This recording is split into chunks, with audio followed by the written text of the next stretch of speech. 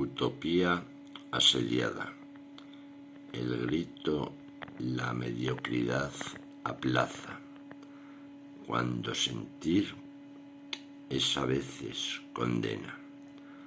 La guerra con su hiel nos envenena y al débil con su látigo amenaza. Sin frontera de igualdad una plaza, una comunidad de dicha plena, entorno en que la música suena, donde no haga falta llevar coraza. A lo ilusorio existir obedece, si no hay quien ánimos nos infunda, cuando el cruel odio al planeta envilece.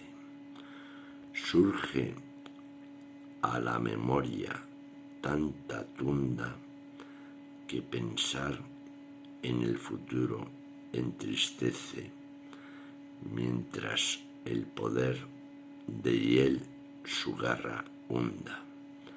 Son textos del generador de sonetos de Miguel Dasen.